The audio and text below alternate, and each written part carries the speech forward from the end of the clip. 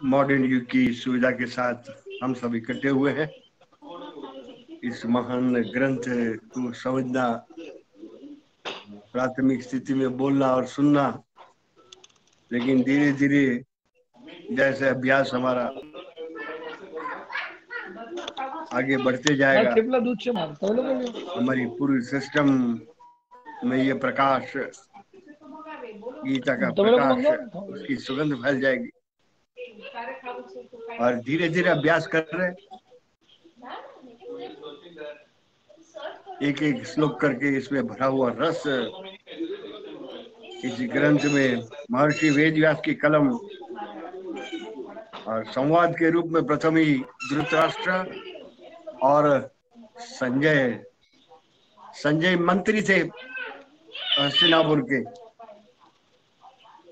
और संजय की एक विशेषता थी, महर्षि वेदव्यास का शिष्य, सिद्धि मिली हुई थी, जिसके कारण आज के मॉडर्न युग का वह टेलीविजन कहा जाएगा, ऑडियो एंड विजुअल। ये विशिष्ट सिद्धि होने के कारण धृतराष्ट्र, अनडिक्लेयर्ड किंग कौरव का, वह संजय को बुलाते, संजय मुझे बतला, मैं आंखों से देख नहीं सकता हूं, लेकिन वहां पर युद्ध भूमि पर धर्म क्षेत्र कुरुक्षेत्र क्या हो रहा, ये मैं जानना चाहता हूं। ये गीता का ग्रंथ चिंता से शुरू हुआ है और सभी चिंताओं का समाधान अंतिम श्लोक में संजय के मुख से दिया हुआ है। यत्र योगेश्वर कृष्णो यत्र पार्थो धनुर्धर तत्र श्रीर विजयो भूतिर ध्रुवा नीतिर मतिर मम। ये पूरी विश्व की समस्याओं का समाधान अंतिम श्लोक में संजय के मुख से निकला हुआ। अपने बादशाह के सामने युद्ध का परिणाम युद्ध शुरू होने से पहले डिक्लेयर कर दिया हुआ। तो इसका अभ्यास हम लोग कर रहे हैं और धीरे धीरे करने के लिए बहुत सुंदर हमारे शास्त्र में, काव्य विनोद शास्त्र में भी एक बहुत सुंदर श्लोक दिया हो, 5 जगह पर जल्दी नहीं करनी चाहिए। आज ही विटामिन की टैबलेट खाऊं और पहलवान बन जाऊं, आज ही क्लास 1 में एडमिशन मिले और मैं कॉलेज का विद्यार्थी बन जाऊं, वो शक्य नहीं है। ऐसे यहाँ पर भी ये तो जीवन का अभ्यास है, जीवन की कला इसके साथ जुड़ी हुई है। How to make our life meaningful, purposeful, इसका अध्ययन है, ये सत्य है। इसलिए शुरुआत में थोड़ी कठिनाई अवश्य ही होगी, लेकिन धीरे धीरे जैसे हमारा लगाव, हमारी रुचि इसके साथ जुड़ती जाएगी, इसका एक विशिष्ट अर्थ सामने आ जाएगा। क्योंकि ग्रंथ स्फूर्तिदायक ग्रंथ है। रोते हुए अर्जुन का ये प्रथम अध्याय है, अर्जुन विषाद योग। ये महर्षि वेदव्यास का शिष्य संजय धृतराष्ट्र को सुना रहे, धर्म क्षेत्र कुरुक्षेत्र। तो पहले बहुत सुंदर श्लोक है, कहा 5 जगह पर जल्दी नहीं करनी चाहिए। आज सभी को जल्दी है, कुछ संक्षेप में बताइए। तो 5 जगह पर बहुत सुंदर शास्त्र में बताई हुई है। शनै पंथा, शनै कंथा, शनै पर्वत मस्तके, शनै विद्या, शनै विम, पंचेतानी शनै शनै। शनै का अर्थ धीरे धीरे। आज शिवालय में हम लोग देखते हैं बहुत सुंदर, ऊपर धरी पर से पानी की बूंदे शिवलिंग पर टपकती है धीरे धीरे। आज का मॉडर्न युग का नौजवान का यही प्रश्न है, बाल्टी भर के डाल दो, स्नान तो कराना है। कि शनै शनै, गीता में भी आगे श्लोक दिया हुआ, शनै शनै ऊपर में बुद्धिया धृति गृहीतया। तो 5 विशिष्ट स्थान बताए हुए प्रथम शनै पंथा, किसी सफर में जाना हो तो धीरे धीरे जाओ, देखते जाओ, समझते जाओ। हम लोग किस अननोन जगह जाते हैं तो पूछते जाते हैं सही रास्ता है तो। वैसे शनै पंथा, शनै कंथा, कंथा का अर्थ होता है आज ठंडी की सीजन में रुई से भरी हुई ओढ़ने की, ओढ़नी जिसे कहा जाता है, उसे सिलाई करनी हो तो धीरे धीरे करो। ओढ़नी है उसमें रू भरा हुआ, उसमें जल्दी करेंगे हाथ में लग जाएगा, खून निकलेगा। शनै पंथा, शनै कंथा, शनै पर्वत मस्तके, पर्वत के ऊपर चढ़ान करनी है तो धीरे धीरे। प्रथम जल्दी कर सकते हो लेकिन ऊपर पहुंचते समय गिरने का बहुत बड़ा भय रहता है। पर्वत मस्तके, शिखर पर पहुंचना, समिट, अंतिम सिद्धि प्राप्त करनी है। शनै, धीरे धीरे आगे बढ़ते जाओ। शनै विद्या, विद्या ही है, ब्रह्म विद्या ही। अन्य सभी विद्याएं, विद्या हमें प्रोफेशनल विद्या, हाउ टू अर्न मनी, लेकिन how to lead a useful life, जिस जीवन का कुछ अर्थ है, वह विद्या जो है वह ये गीता में ब्रह्म विद्या, ब्रह्म की विद्या ही। You can become God. शनै, धीरे धीरे करते जाओ। शनैर वित्तम, वित्तम धन कमाना, अचानक कहीं से लॉटरी लग गई, और शनै वित्तम, धीरे धीरे रोज थोड़ी थोड़ी कमाई आती जाएगी तो वह ठहरेगी। ये पंचैते पंचैतानी शनै शनै, हमारे शास्त्र में आगे, इसलिए हम लोग धीरे धीरे एक एक श्लोक करके भोजन भी धीरे धीरे करते हैं। भोजन डाइजेस्ट भी होते जाएगा और उससे शक्ति निर्माण हो जाती है। तो ऐसे ही ये गीता का अध्ययन, एक श्लोक, दो श्लोक, जैसे समय की मर्यादा, शक्ति की मर्यादा होती है, वैसे अभ्यास क्रम आगे ले जाते हैं। तो आज के प्रथम बहुत सुंदर धृतराष्ट्र, धूर्त, धूर्त, खलनायक, महाभारत का खलनायक है, अंधा था। आज हमें लगे हमारे तो सबके आंखें हैं, प्राकृतिक नेत्र है, लेकिन अंधा यहाँ पर संकेत है। ये अंधा किसे कहते हैं?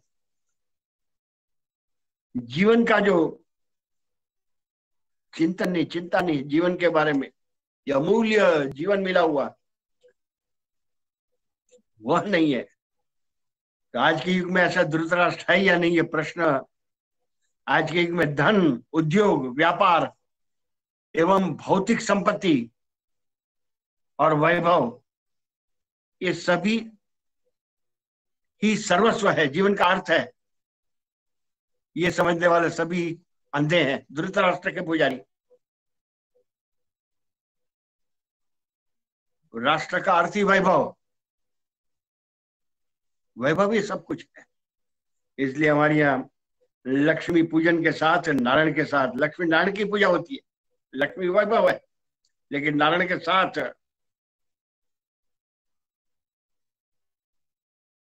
वह यहाँ पर धृतराष्ट्र, वो अंधा है, आंखों से दिखता है लेकिन आंखों से परे भी कुछ देखने की शक्ति जो है वो गवा चुका है, वह धृतराष्ट्र।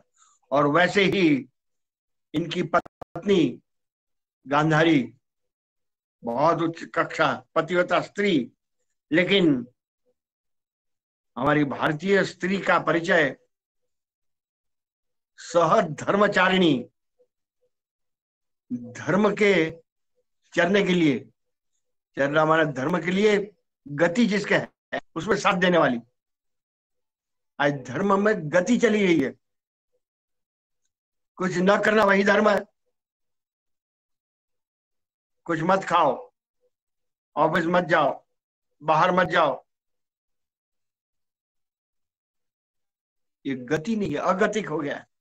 लेकिन शास्त्र में धर्म ही चर, तो धर्म के चरने के लिए जो साथ देती है वह भारतीय नारी है। और दूसरा नाम है भारतीय नारी का पत्नी, पति को पतन से जो रोकती है वही पत्नी है। ये बहुत सुंदर हमारी भारतीय ऊंचाई है। वह गांधारी पति के वर्तन, पति ही सर्वस्व है, इसलिए पति की आंखें नहीं है तो मैंने भी आंख पर पट्टी बांध ली, वह करने वाली भारतीय नारी नहीं है। मेरी आंखों से देख तू। और यदि वैसा होता तो महाभारत का इतिहास ही कुछ भिन्न हो जाता। गांधारी पति के ताल पर ही नाचने वाली, वैसा ही वर्तन, वैसा ही नर्तन करने वाली गांधारी अपनी आंखों पर भी पट्टी बांध ली है। और इसी के कारण पिता अंधे और माता आंखें वाली होने के परे भी उसने आंख पर पट्टी बांध ली है। और उसकी संतान कैसी होती है? दुशासन, दुर्योधन, दुस्सला, दु आता है। दु का अर्थ दुखी, दु का दूसरा अर्थ दुष्ट। ऐसी संतान खड़ी हो जाएगी, ऐसा नया समाज खड़ा हो जाएगा। ये संस्कार इसलिए आवश्यक है। और एक गीता का ग्रंथ वैसे संस्कार से भरा हुआ, वह समझ में आ जाए तो ये धर्म क्षेत्रीय कुरुक्षेत्रीय। प्रथम श्लोक में ही धृतराष्ट्र की चिंता है। धर्म क्षेत्रीय कुरुक्षेत्रीय, दोनों ही पक्ष पांडव और कौरव दोनों ही कुरु वंश के थे। राजा कुरु, क्षत्रिय, दोनों ही कुरु वंशी है। लेकिन एक क्षत्रिय होने के कारण धर्म के लिए ध्वजा रहने वाला धनंजय और सभी नियमों को अपने अनुकूल पालन करने वाला वह दुर्योधन। दोनों के बीच में युद्ध है, कुरुवंश का युद्ध ही है। इसलिए धृतराष्ट्र को चिंता हो रही है। कुरुवंश, राजा कुरु अत्यंत पवित्र, इसलिए वहां पर रखा हुआ था।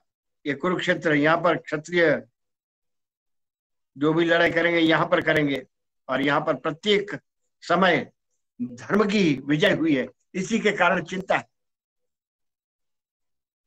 इस भूमि पर अधर्म की कभी विजय नहीं हुई है। तो कौरव पक्ष अधर्म का पक्ष, ये धृतराष्ट्र भी जानता था स्वयं। कुटिल नीति, इसकी चिंता है। दूसरा कारण है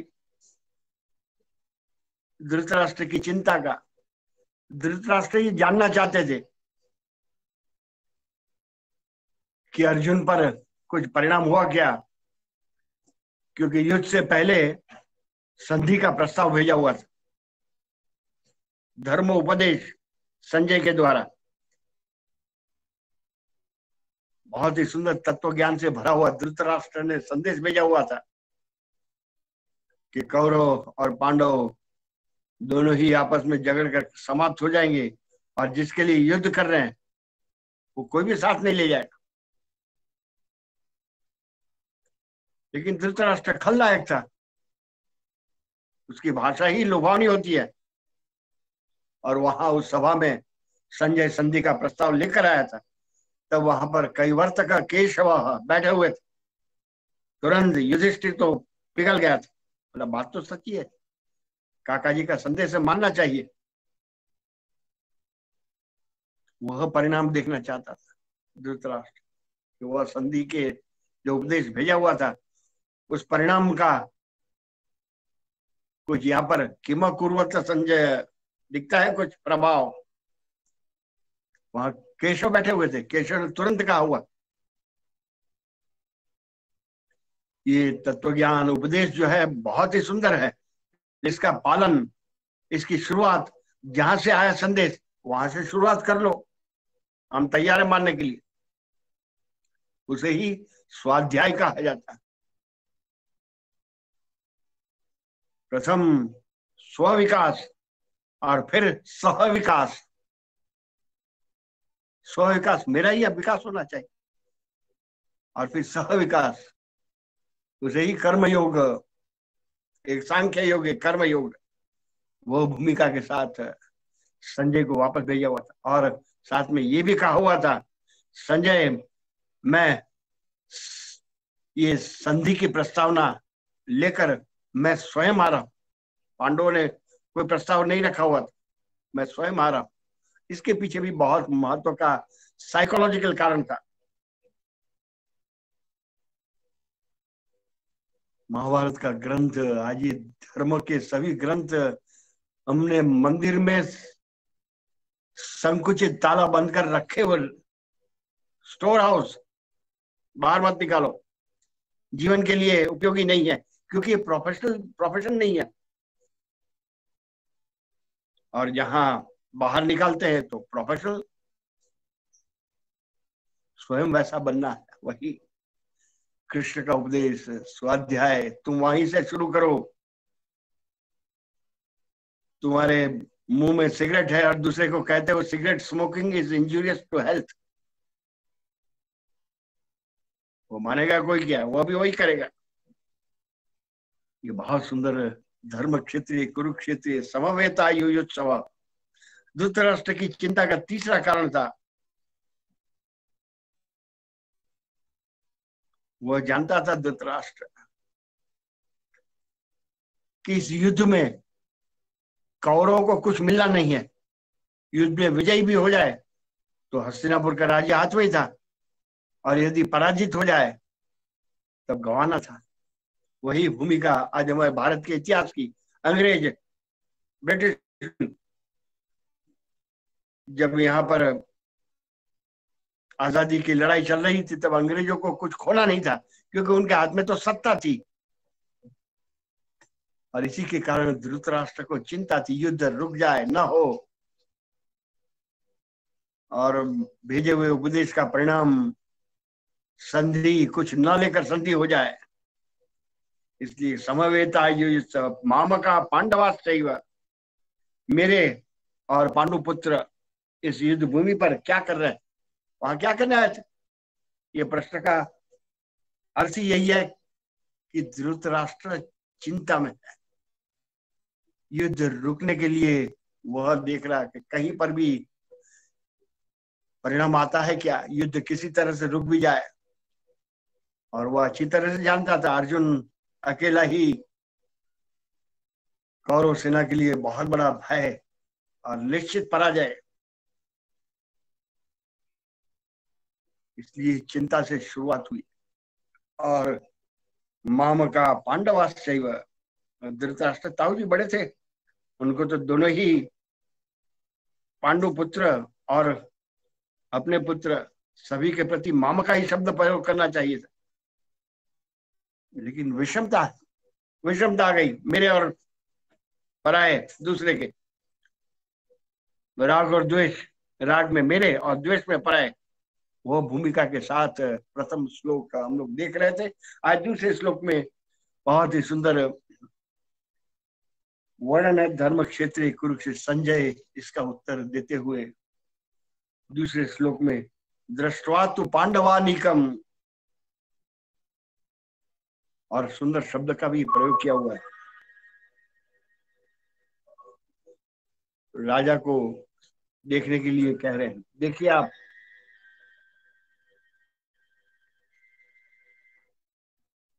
दृष्ट्वा तु पांडवानीकम व्यूढ़म दुर्योधनस्तदा आचार्यम उपसंगम्य, उपसंगम्य का उप माने नजदीक जाकर, द्रोणाचार्य, आचार्यम द्रोणाचार्य के नजदीक जाकर वचनम अब्रवीत, ये वचन कहे। उस समय, तदाकार उस समय राजा दुर्योधन गुरु के पास जब जाना हो, गुरु से कुछ प्राप्त करना हो, तब राजा बनकर मत जाओ, शिष्य बनकर जाओ। अर्जुन की विशेषता थी तब शिष्येण धीमता, उसी के कारण हमें गीता मिली हुई है। दूसरे अध्याय में स्तुति की है, भगवान मुझे बताइए, मुझे आपका शिष्य स्वीकार करिए। तब शिष्येण धीमता आचार्यम उपसंगम्य, दुर्योधन ने, राजा दुर्योधन विनम्रता ही, गुरु का इतना आदर, इसलिए तो मातृदेवो भव, पितृदेवो भव, आचार्य देवो भव, देव है। उनके पास कैसा वर्तन, कैसा उनके पास जाना, ये न होकर राजा एक सेनापति व्यूहरचना बनाने वाले थे द्रोणाचार्य। द्रोणाचार्य भी बहुत ऊंचाई पर थे, लेकिन संपूर्ण शक्ति कुसंग होने के कारण कौरव पक्ष के सेनापति बन गए द्रोणाचार्य। द्रोणाचार्य का जीवन भी देखेंगे, बहुत ऊंचाई पर था, सामान्य नहीं था। वह परशुराम के शिष्य थे और भरद्वाज ऋषि के पुत्र थे। अश्वत्थामा के पिता और अग्निवेश गुरु के शिष्य द्रोणाचार्य। इतनी ऊंचाई पर जीवन था उनका। अग्नि शास्त्र, सभी धनुष बाण की विद्याएं अपने गुरु से प्राप्त की थी।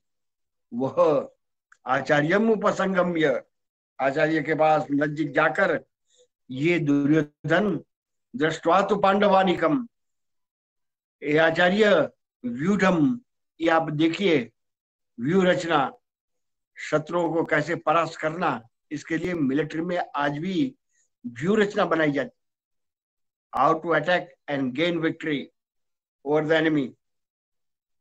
ये पांडवों की सेना को देखकर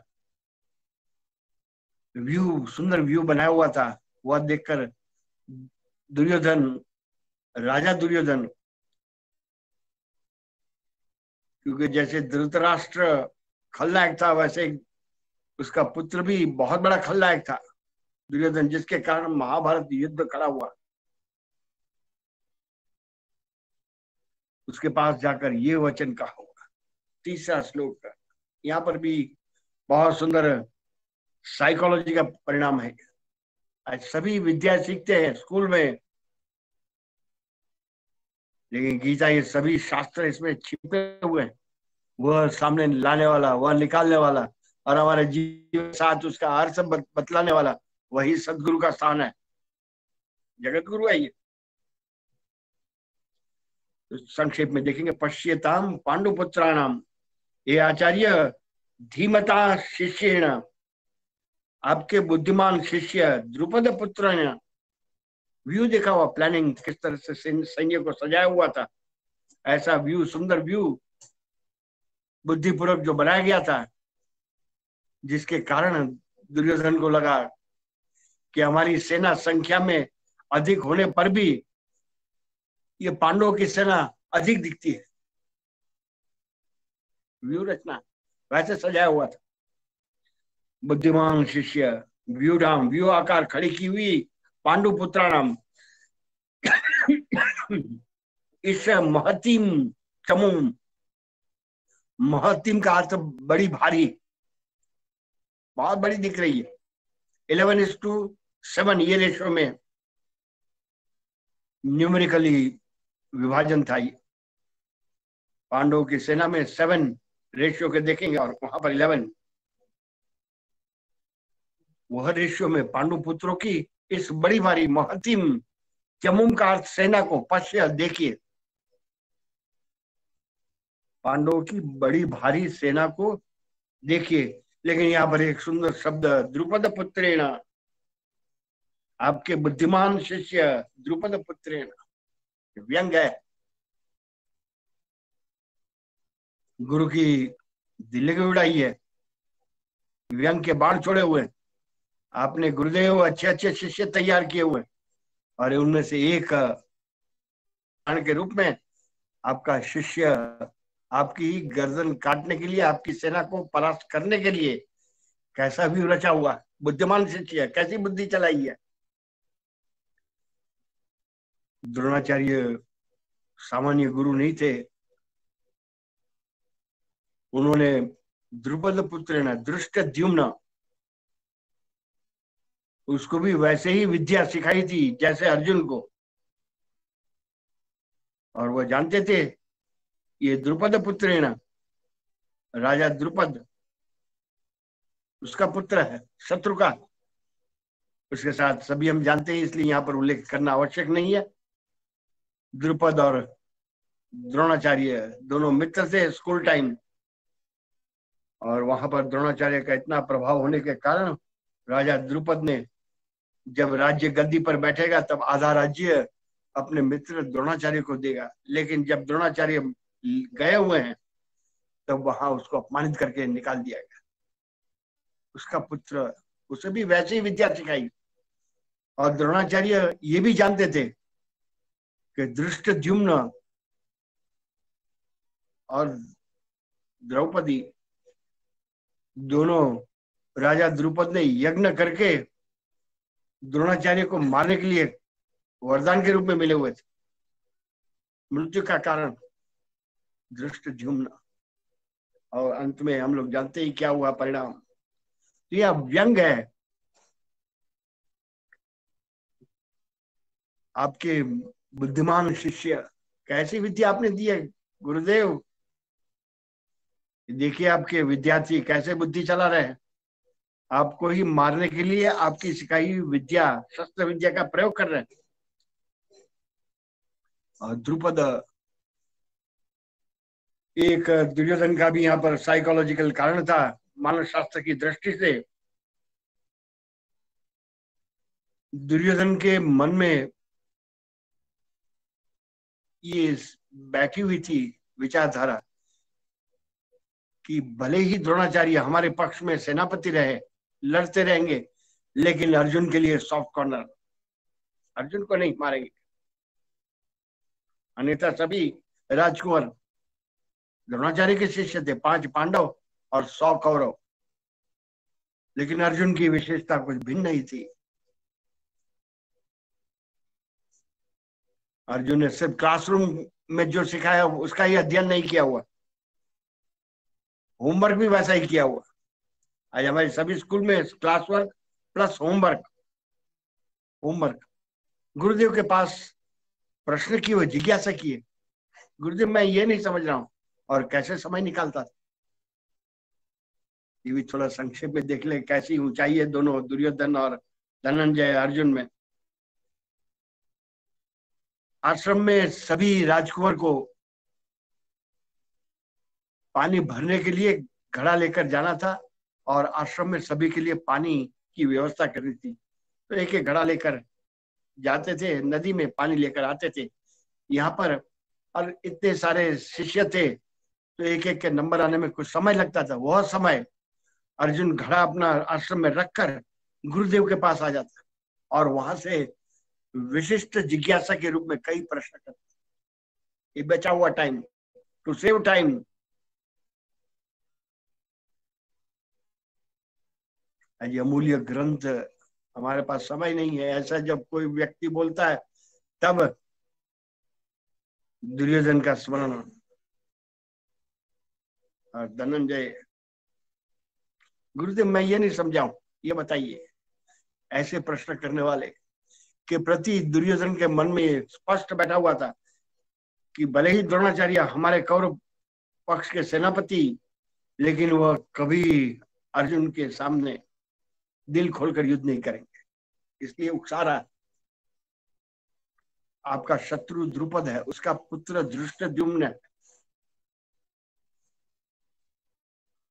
ये मानव शास्त्र नहीं है क्या?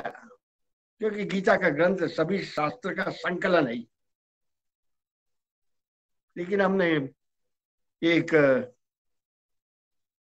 पवित्र ग्रंथ है, अल्प समय के लिए कुछ नमस्कार करना चाहिए, भीतर में देखो क्या लिखा हुआ, और कंप्लीट पर्सनालिटी खड़ी हो जाएगी अध्ययन करते करते। वही यहाँ पर प्रयोग दिखाया हुआ। द्रुपद पुत्रेण तव शिष्येण धीमता। गुरुदेव आपने अच्छे शिष्य को विद्या दी है, जो आपकी गर्दन काटने के लिए यहाँ पर आपके शत्रु के पुत्र के रूप में सामने पक्ष में खड़े हुए। ये व्यंग, गुरु की दिल लगी, गुरु को अपमानित करना, गुरु को नीचा दिखाना, ये सब दुर्योधन के पुजारी है। गुरु साक्षात परम ब्रह्म। इसलिए तो अर्जुन की भाषा ही दूसरे अध्याय में, गुरु न हत्वा ही महानुभावान श्रेयो भोक्तुम वैषम पीह लोके। ये अर्जुन की ऊंचाई है। हम भिक्षा मांगकर सन्यासी भिक्षा देही करके सन्यासी बन जाएंगे, लेकिन गुरु को कभी नहीं मारेंगे। और इसी के कारण इस महान ग्रंथ भगवान ने इस ग्रंथ में बोलना शुरू किया, श्री भगवान वाच। इसका मुख्य कारण गुरु के कितनी जीवन में ऊंचाई है। हम लोग देखते हैं कई जगह डैम्स, वहां से जितनी ऊंचाई पर से पानी गिरता है तो जितनी ज्यादा ऊंचाई उतना स्पार्क खड़ा हो जाएगा। वैसे ही गुरु के प्रति जितनी ऊंचाई पर आदर रहेगा वैसे ही स्पार्क खड़ा हो जाएगा, उसकी विद्या का परिणाम दिखाई देगा। वो अर्जुन के पास थी। ये आज के मॉडर्न युग के सभी स्कूल कॉलेज में ये अर्जुन का पात्र और ये दुर्योधन का पात्र, इसका अध्ययन करना चाहिए। आप किसके पुजारी हो? आप भारतीय हो तो आप अर्जुन हो। अर्जुन का दूसरा नाम भारत था। आगे भी देखेंगे क्योंकि बहुत ही ग्रंथ 700 श्लोकीय ग्रंथ है, कहाँ तक पहुंच पाते हैं। आगे वाले श्लोक में सभी योद्धाओं का वर्णन कर रहे हैं। ये 3 श्लोक, चौथा, पांचवा और छठा, ये 3 श्लोक कुछ महत्व के विशिष्ट योद्धा थे, उनका नाम लिया हुआ है। तो वह देख रहे हैं। संजय धृतराष्ट्र को रणभूमि पर क्या रहा उसका वर्णन कर रहे हैं, और रणभूमि पर दुर्योधन अपने आचार्य द्रोणाचार्य के प्रति मिलिट्री का शिष्ट है। युद्ध भूमि पर सामने पक्ष शत्रुओं को भी जानकारी होनी चाहिए, उनके बल की, उनकी शक्ति की, और अपने पक्ष में भी जो योद्धा लड़ने के लिए आए हुए उनकी भी जानकारी ये प्रथम अध्याय में बताइए। तो आगे वाले 3 श्लोक, चौथा, पांचवा और छठा श्लोक, युद्ध भूमि पर आए हुए उनका वर्णन बताया। और यहां पर भी एक बहुत सुंदर साइकोलॉजी का प्रयोग है। अत्र शूरा महेश्वासा। महेश्वासा का अर्थ बड़े बड़े धनुष वाले, बड़ा धनुष। रामचंद्र भगवान के हाथ में बड़ा धनुष है, जमीन से लेकर, पैर से लेकर कान की ऊंचाई तक। वह महेश्वासा, बड़े बड़े धनुष। पांडवों की सेना में महेश्वासा युद्ध में बड़े बड़े धनुष वाली, और भीम और अर्जुन के समान बहुत से शूरवीर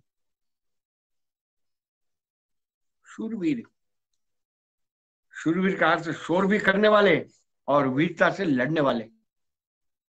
और शूरवीर है, सिर्फ शोर मचाने वाले नहीं। उनमें नाम दिया हुआ भीम और अर्जुन, ये भी दोनों शिष्य थे। कैसे व्यंग का यहाँ पर संकेत है। भीम और अर्जुन को भी आपने ही विद्या सिखाई थी। ये दोनों भी आपको मारने के लिए ये बड़े बड़े धनुष लेकर खड़े हुए। अभी यहां से लिस्ट शुरू की है, कुछ योद्धाओं का वर्णन किया, वहां पर भी व्यंग है। तो दूसरी लाइन चौथे श्लोक में, युयुधानो विराटश्च द्रुपदश्च। महारथी सभी रथ में बैठे हुए हैं, और उनमें 3 योद्धाओं का मुख्य नाम युयुधानो। युयुधानो का सात्यकी, जिसका दूसरा नाम था, महाभारत ग्रंथ देखेंगे तो सात्यकी।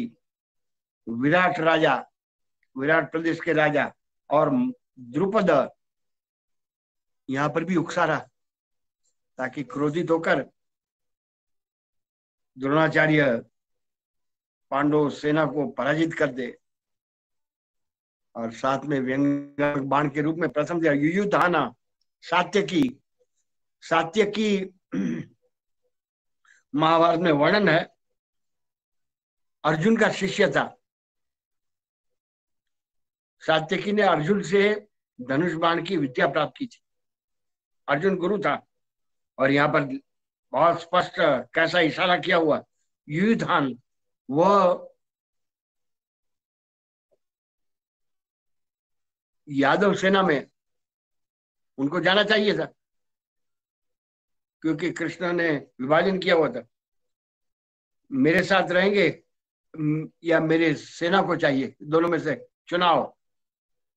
अर्जुन ने कृष्ण को ले लिया हाथ में, और यादव सेना उनमें सात्यकी था, लेकिन सात्यकी ने अपना गुरु का साथ नहीं छोड़ा हुआ, वह सात्यकी युधान हो। इसलिए गुरुदेव को कह रहे हैं, द्रोणाचार्य गुरुदेव आप देखिए शिष्य का धर्म क्या होता, अपने गुरु का साथ नहीं छोड़ना। और यहाँ ये सब द्रुपद पुत्र भीम अर्जुन सभी आपके विरुद्ध खड़े हैं, और सात्यकी पहला इनाम दिया हुआ। ऐसे शिष्य होने चाहिए, अर्जुन का साथ नहीं छोड़ा हुआ, अपने गुरु का साथ देना चाहिए। इसलिए प्रथम नाम सात्यकी। और बाकी आपके शिष्य देखिए सबने आपका साथ छोड़ दिया,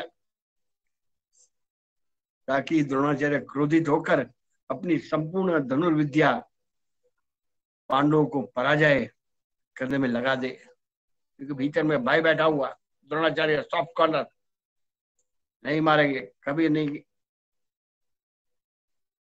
युधानो विराटस्य, राजा विराट, इसका भी महाभारत में बहुत सुंदर इतिहास है। गायों को बांध ली थी विराट राजा ने, महान पराक्रमी महारथी विराट राजा ने लड़ाई करके कौरवों को भागना पड़ा और गायों को छोड़ देनी पड़ी। वह विराट राजा, वह भी सामने पक्ष में है। और तीसरा योद्धा द्रुपद राजा।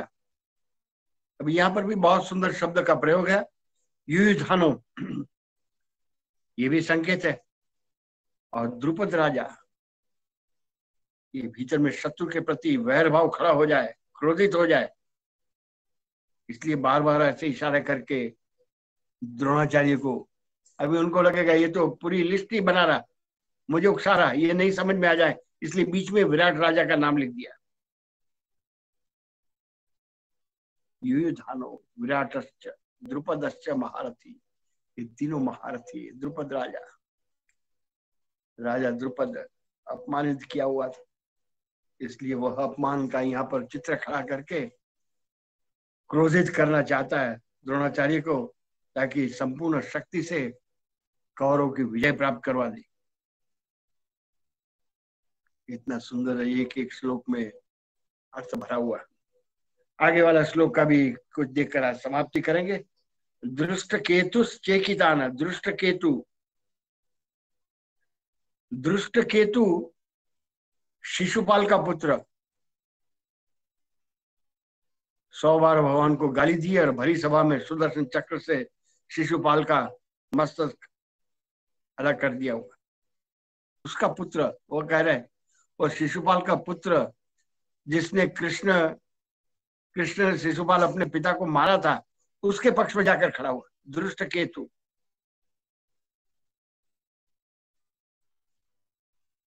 दृष्ट केतु जो रामायण हम लोग पढ़ते हैं वहां पर भी ये बहुत सुंदर प्रयोग है।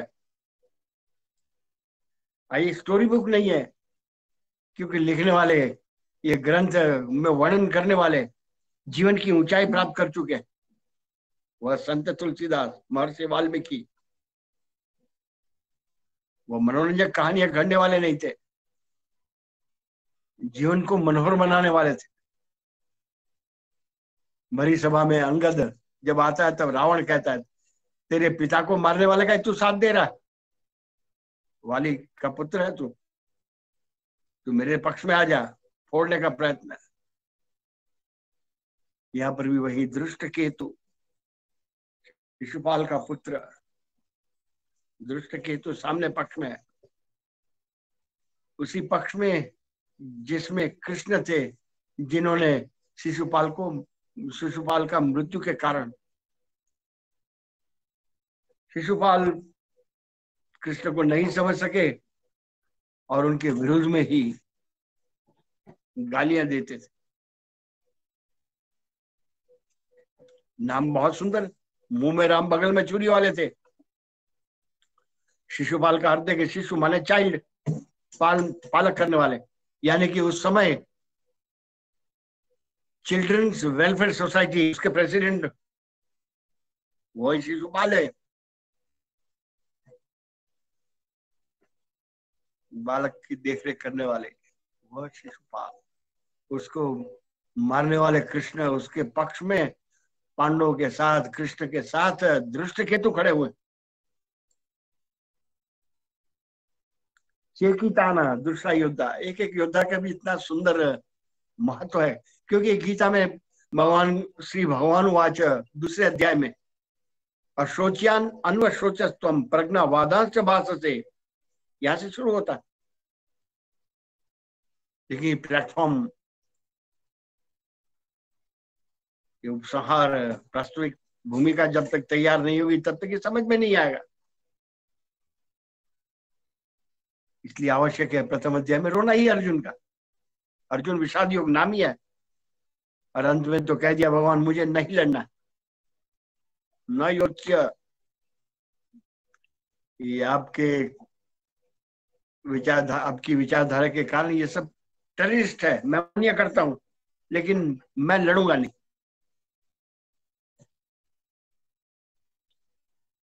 चेकिताना, दूसरा योद्धा, वो भी यादव सेना का योद्धा। पहले बताया हुआ था, नारायणी सेना कौरव पक्ष में जाएगी और नारायण स्वयं कृष्ण के रूप में अर्जुन के पक्ष में, पांडव के पक्ष में। लेकिन उसने पक्ष नहीं जाना, मुझे धर्म के पक्ष में रहूंगा, ये बोलने वाला। चेकिताना, काशी राजस्य वीरवान, वीरवान का वीर, अत्यंत शक्तिशाली काशी राजा, वो भी सामने पक्ष में है। बहुत ही शक्तिशाली और पराक्रमी काशी के राजा। पुरुजित कुंती भोजश्च, पुरुजित और कुंती भोज, ये दोनों ही कुंती के भाई थे, माता कुंती के भाई।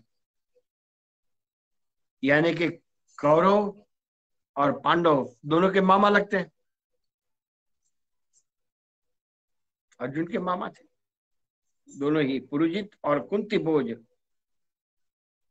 इसलिए कजन ब्रदर होने के कारण कौरव के भी मामा थे। यहाँ पर संकेत है, मामा होने के कारण उन्हें दोनों पक्ष से अलग रहना चाहिए, लेकिन वो तो कुंती मां होने के कारण सामने पक्ष में चले गए। ये दोनों ही महान पराक्रमी, पुरुजित कुंती भोजश्च शैब्यश्च, शैब्य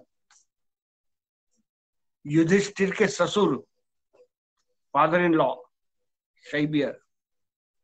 तो उस समय वैसी विचारधारा और संबंध वैसे थे, कजन ब्रदर और भाई भाई के बीच में उनके अपने ससुर के समान ही सम्मान करते थे। वो भी सामने पक्ष में चले गए। शैब्य, शैब्यश्च नरपुंगव, नरपुंगव, बहुत सुंदर शब्द का प्रयोग है।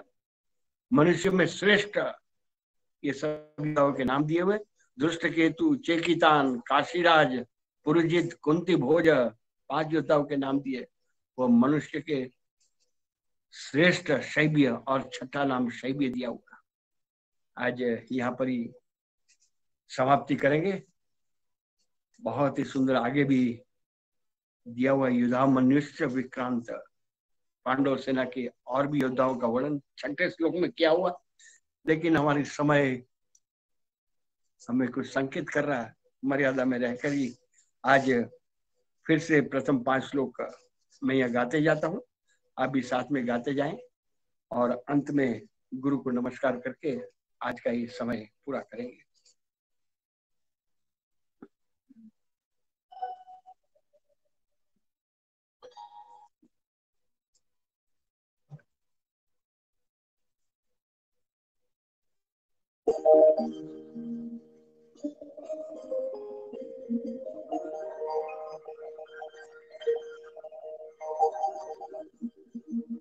ओम श्री परमात्मने नमः। अथ प्रथमोऽध्याय। धृतराष्ट्र उवाच धर्मक्षेत्रे कुरुक्षेत्रे समवेता युयुत्सवः मामका पांडवाश्चैव किम कुर्वत संजय दृष्ट्वा पांडवानीकं व्यूढं दुर्योधनस्तदा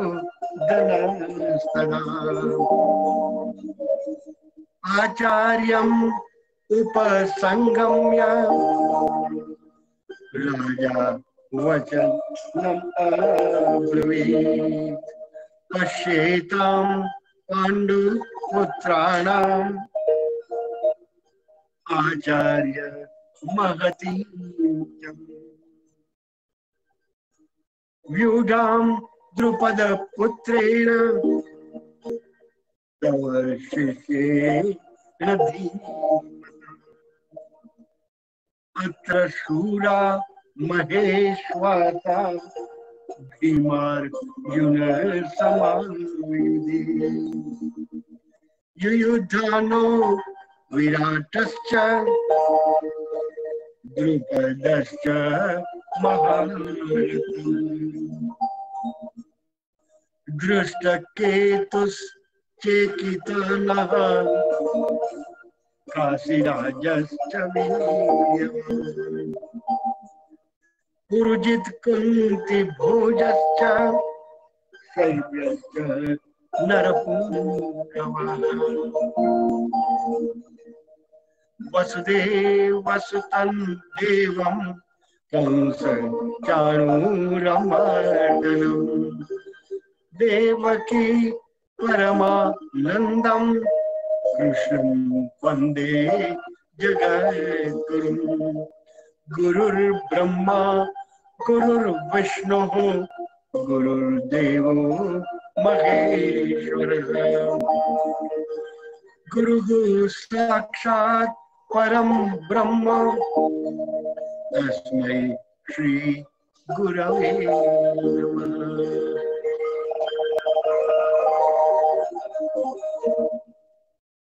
आज यही समाप्ति करेंगे। सभी साथ देने वाले इस हमारी मॉडर्न टेक्नोलॉजी के कारण एक हुआ है। सभी विशेष रूप से नमस्कार के पात्र हैं। आगे वाले 6 श्लोक में इसी ग्रंथ में बताया हुआ अगले रविवार को फिर इकट्ठे हो जाते हैं। जय श्री कृष्ण, जय योगेश्वर।